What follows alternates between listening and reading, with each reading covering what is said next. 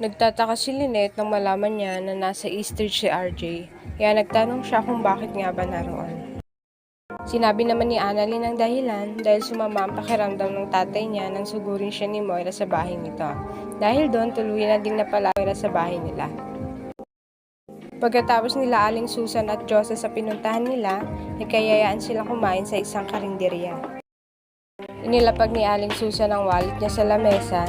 Hindi nila alam na nasa likod pala nila si Moira at bigla na lang kinuha nito ang wallet na nasa lamesa sabay karipas ng takbo.